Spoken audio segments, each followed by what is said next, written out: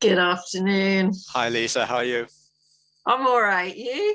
Yeah, not too bad. You look nice and wrapped up Oh, there. Is it cold where it's you a are? little bit nippy. Whereabouts are you? London. What about you? Oh, so cold? I think it's milder now than it was over the weekend. Um, Yeah, it snowed here at the weekend and yesterday. whereabouts are you? Not too far. I'm only about 70, 80 miles north of London. So Yeah, you don't really get snow in London. You get it just outside London, really. It's yes. like London's got all that nice warm pavements and roads and lots of body heat, yeah, yeah. and that kind of stuff. So it's a very rare occasion that snow falls in London, and then it kind of Mm. then it's gone the next morning, right? Really. So, Yeah, yeah. No, we were quite shocked actually when it fell here on Sunday. It's November's a little bit too early for snow, but yeah, but as you know, you see a lot more. I mean, well, it's becoming more unpredictable, isn't it? So, definitely, and you definitely. just can't count anything anymore. You just like, I think this summer was really bad, and you had like a long period where it's just didn't go above 17 degrees and then raining and miserable, and then you have like a warm kind of September month and stuff like that. So Yeah, it's bit just all over the place. it's been all over the places. And the British weather historically has been quite unpredictable, but I feel that it's getting a bit more Mm. normal as we go on. Excellent. So thanks for taking the time to have this, and it shouldn't take too much of your time. I'll imagine maybe around 20 minutes, if that sounds okay with you. Cool. Yeah. Yeah, no, that's So fine. I guess I'll just start by if I could start by getting you to introduce yourself. Yeah. Um, well, I'm the director of programs and operations for Seed Madagascar. That's a British charity that works primarily in the southeast of Madagascar, down in the very sort of southeast corner. And we work in quite a small geographical area, really. So historically, we've been working there for about 20 years. And we do a really sort of integrated approach to our work with communities that looks at, conservation, but also about, what are the needs of those communities that live around those conservation zones. So we also work in the areas of community health, we work in livelihoods, schools and education and water sanitation and hygiene. So really we're in a very lucky position because we've worked with the same communities for those 20 years. They know us, we know them, and we can really prioritize according to their needs what they actually need from us. So it's really strange because you might get a community that live on the road and their needs might be more about livelihoods and getting food to market to sell, whereas a community 10 kilometers away that lives in the mountains, their needs might be more on community health services because they don't have access to a community health clinic, or they don't have access to a school. So we're in a really lucky position that we're able to use our full range of services to really work with people depending on what their priority needs are at any one time. And it's also lovely because, we go into a community and we may work with them on building a school, but then 2 years down the line, we might be doing a beekeeping project in the area that includes them, and then, a little bit of time on, we're doing some work in community health services.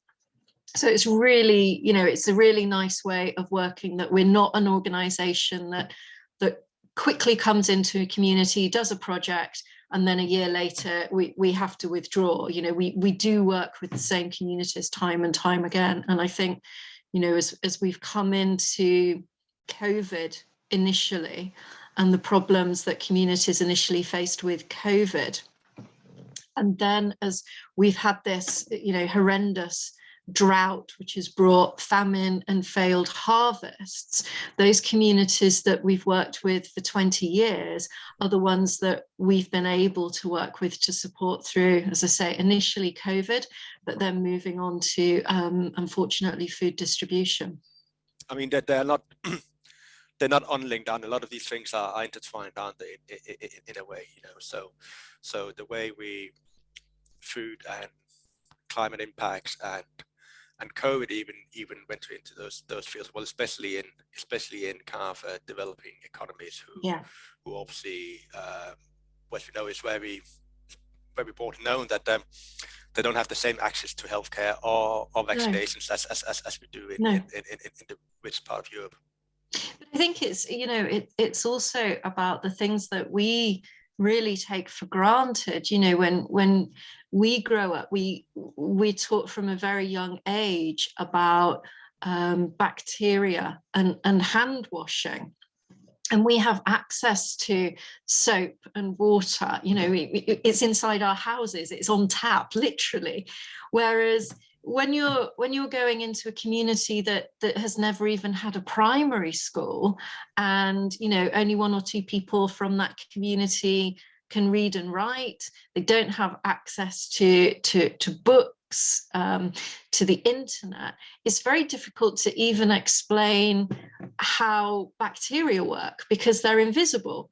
So we come in and we say, well, there's these invisible things that land on your hands, and if you don't wash them away with water and soap, they can make you ill. But that sounds quite an outlandish statement, really, if you've never heard of that, never seen it, never watched TV programs, and never made those connections.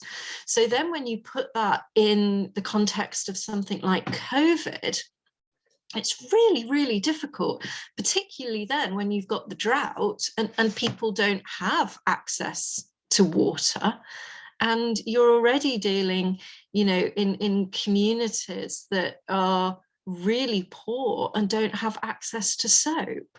So you're then looking at, well, COVID mitigation when communities, not even the health centres, don't have water and don't have soap. It's a really difficult thing to be able to work with communities to be able to safeguard them. We in the UK were told wash our hands, but it's not quite as easy as that in rural Madagascar. No, so what you're saying is it's very much an education effort as well. So you're having to educate people, and if they are kind of stuck in their ways, it can be hard. And if it's not something that the government has really promoted, or they don't know what the government is saying, then I guess it can be quite hard to enhance. So when you stuff like the impacts, stuff like weather changes. So if you think about the drought they've been having, do they understand why this is happening, or do they just think it's something that is happening? Yeah, no, I mean, it's probably not framed in the same, and I would imagine this is the same all over. We in the UK probably don't frame it in quite the same way as maybe even someone in France or Germany or the US.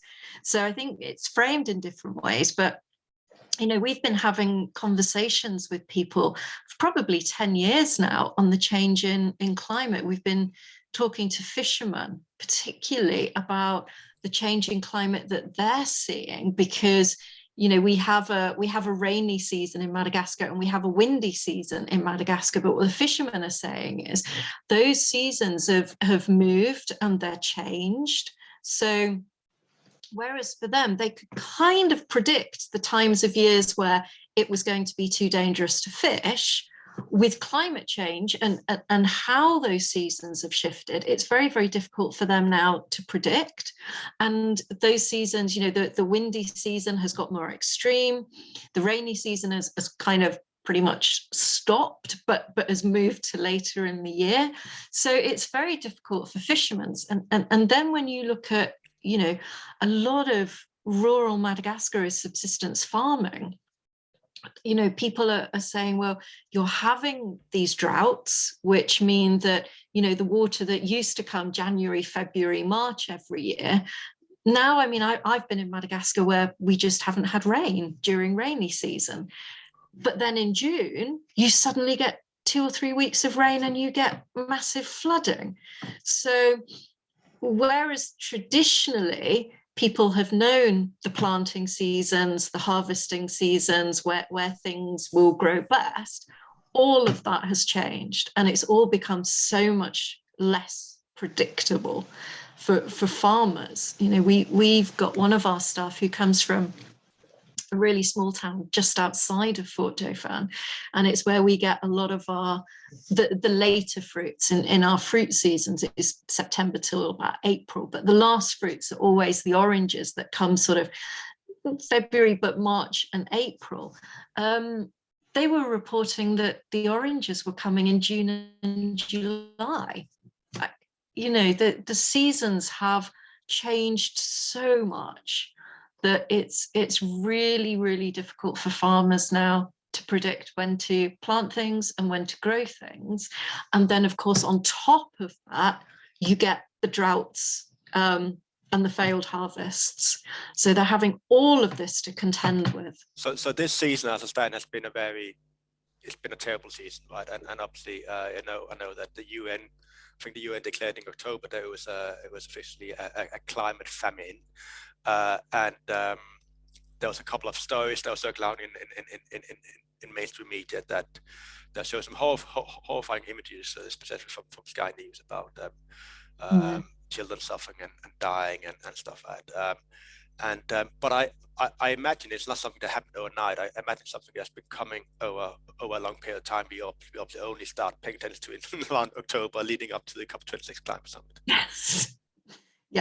Yeah, I would say that. I mean, we've certainly been, I mean, we're a development charity. I think that's the first thing to say. So we have never been really in a position that we've had to support communities that we're working with emergency food distribution. You know, we've done it once after the coup for 2 or 3 weeks, but that was it. We started a food distribution program in February this year. So already, you know, the communities that we work in that traditionally don't become food insecure were food insecure enough that we had to start food distribution at that point, because it, you know, the clinics that we were working with were saying, you know, we're seeing children coming in with clinical malnutrition. And that just doesn't happen in the areas, you know, really around Fort Dauphin. In the deep south, they do have a period, they, you know, lean season, they have a period really, I would say sort of May, June, July time, when it used to be really hard and traditionally really hard. And some of the bigger NGOs have always worked there doing some food distribution work, but it's not a great deal. It certainly never hit national, international news. But even in February this year, we started a food distribution program in clinics and areas that have never been food insecure. So it's been a long time coming, but I also think, you know, Madagascar is never one of those countries that's on the international radar. No, that's going to be the next question. Do you think it's taking a long time for it to be in an international radar? And obviously, I think if you visit Madagascar, you think about a Disney film, right? So you don't actually, it doesn't, some of the stats I've seen, even I was quite surprised about, like how they as a country are classified, you know, one of the most climate vulnerable countries in the world. And you don't really see those stats, you know. No. So what is your assessment? Why do you think it has taken a long time for having that international recognition or awareness, if you like? I mean, I think it's a difficult one. Personally, I think that, you know, Madagascar is, you know, it's a very beautiful country. It's a very peaceful country. We haven't seen the wars and internal conflict that other countries in mainland Africa have. And therefore, I think international press coverage tends to focus more on those areas that have got those more kind of acute problems. Whereas I think in Madagascar, you've got this chronic level of poverty. You know, I think that, I mean, depending on which stats you read, between sort of 80 and 90% of people live below the international poverty line. It's one of the poorest countries on earth. Tana, the capital, is the fourth poorest city in the world. And, you know, if I asked you, you know, where are the poor cities in the world, Madagascar would never be one of those that you would answer. And yet Madagascar, Antananarivo, is the fourth most poor city in the world. It's got some of the worst poverty stats, you know, in the world.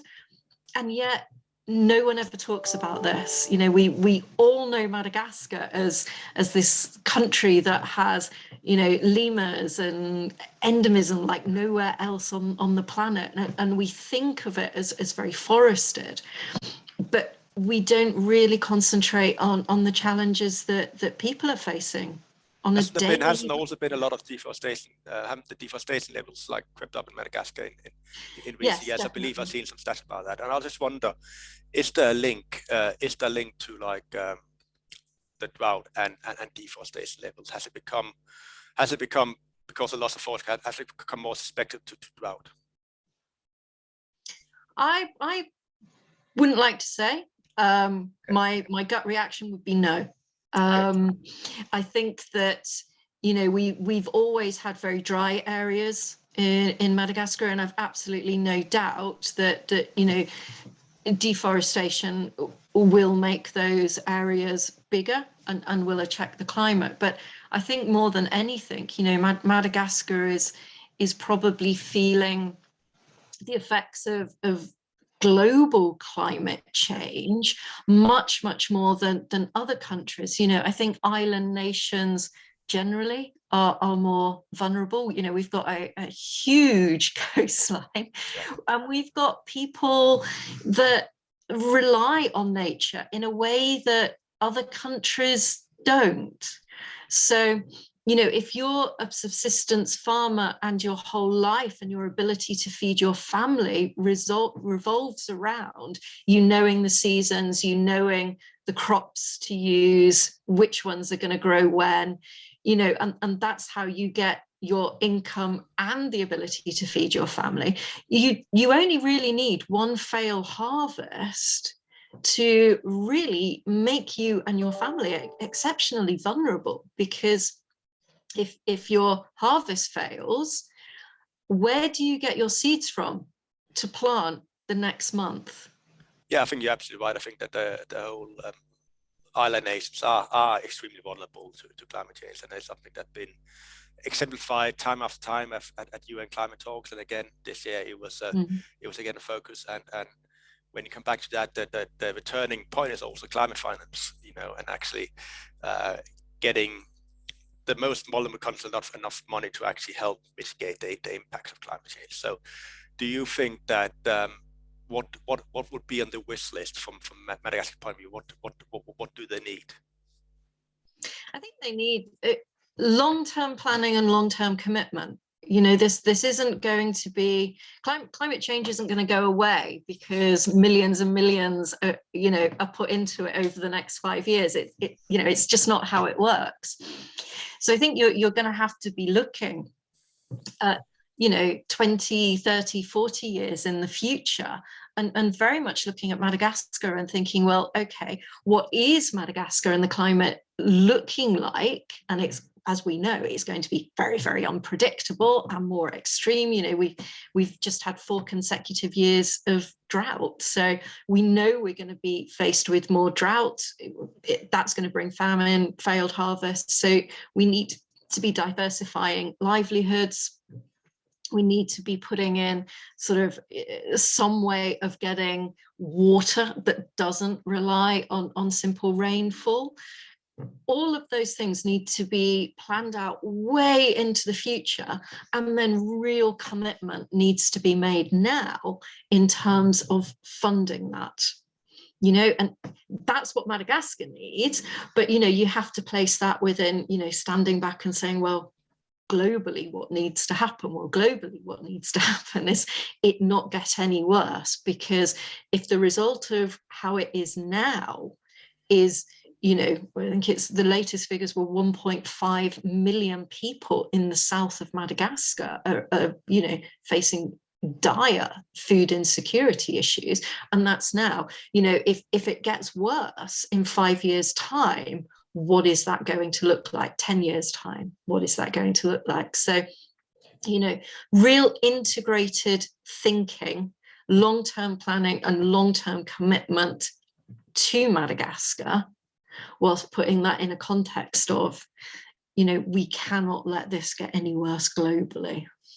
Yeah, I think that's a good point. And obviously, the world is coming at a crunch point between where it's long to take action. So between adaptation and mitigation, we can't.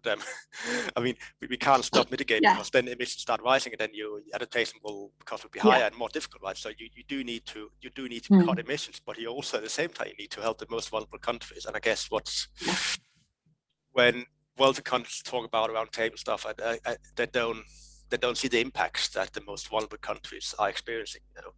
So and your organization like you see it firsthand, and there must be some kind of frustration that it's taking so long time to get the help that you need. Yeah, I think it's a frustration that it's taken a long time to get recognition.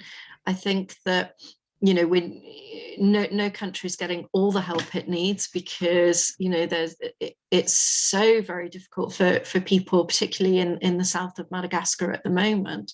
And, you know, more and more money. The Malagasy government just issued a plea for help today. And they're looking at that help for June to December next year. So, you know, already we're predicting that the drought, the famine is going to go on at least another year, because it's not just what's happening today.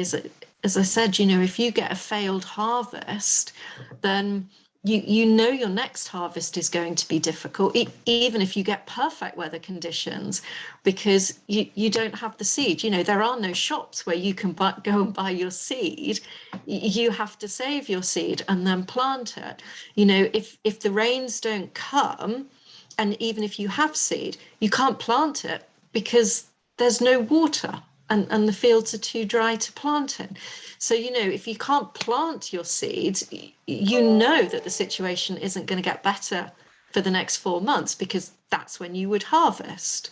So you're already seeing this real cycle of failed harvests, making life more and more difficult, if not impossible, for people. Yeah, and I think we can keep coming back to the point of recognition and stuff like that. So in terms of actually, there's you highlight a lot of different things that people could benefit from having help with access to seeds and stuff like that, you know, and water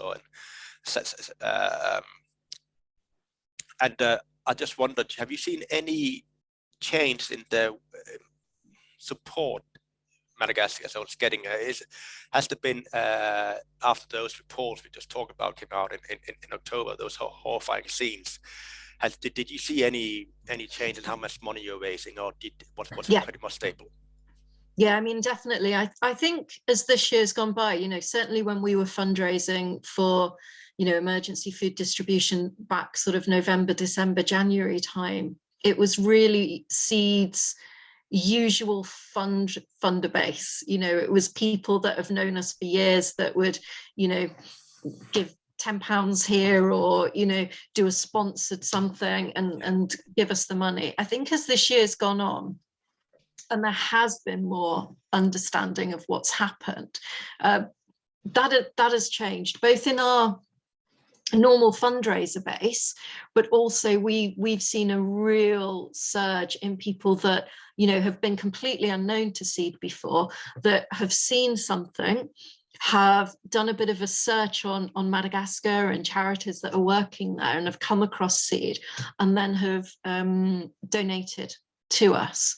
We're also seeing more, I would say, more donors as well, really understanding some of the problems and the long-term issues, and donors contacting us as well and saying, you know, what are you doing? What do you need funding for at the moment? So I think we've definitely seen a shift in people's understanding, but it's a very small shift. We've just, I think, been very lucky in that people have seen that and people have found us, and when we can see that change. And obviously you have obviously limited resources. You can only help what you have resources to help, right? So I think you said in your email to me that all the around 921 children you have helped, you have been successful. So I guess that just demonstrates, that you do make a difference, and absolutely, I guess it's a case, or if you like, an appeal for actually, if you get more resources, then you can help more people and children. Yeah, and we've had some absolutely heartbreaking discussions about, with a limited pot of money, do we widen that base of people that we support and give more people a little bit of help, or do we really ring fence that help to a smaller group of people, but really give them the focused support that they need? We chose to do the latter, and we very much worked. We actually worked with local, the rural healthcare centres that we've been working with in COVID and through our normal projects, and we worked with staff in those, and that's been really successful. We've just got a successful bid with a German organisation that have funded us now to expand into another 41 communities and another 7 healthcare centres, and that work starts tomorrow. So it's really lovely because that will almost double the amount of people that we're able to work with, but it's such a small amount of people that need help, and we know by making the decisions we have to really support those core communities, others are being left. There are a lot of other organizations working down in the south, but it's just not enough to work with the amount of people that need support at the moment. Yeah. So how would you classify, estimate the situation is right now? Is it a situation that's improving, or is it worsening? No, it's definitely worsening. Without a doubt, we haven't had any rain. So currently, we don't have crops coming up. The few crops that were being able to planted and grow, they've been harvested very, very, very early. So people haven't got the income from those crops, and they also haven't got, whereas you'd grow a field of cassava and it would basically provide a little bit of income and your food for sort of 3 or 4 months. That hasn't happened. We've got rice planting coming up that hasn't happened because all of the rice paddies are dry. So you've got this again. It just carries on until you get that break where hopefully the rains will come in rainy season, January, February, March. If they do, great, we may be able to plant at that time, which then means that we'll be able to harvest kind of April, May, June time. And that will be great. If the rains don't come again, we've got problems. And of course, it takes more than one harvest now to get people back on their feet again. And that's being seen all across the south with, obviously rice, because that needs a little bit more water, although that's the kind of traditional crop. But even things like cassava, which, cassava grows pretty much anywhere, and it's why it's a staple of the south. Not even cassava's growing, it's just too dry. So people wasn't that any concerned person in the UK or in Wales for that matter, apart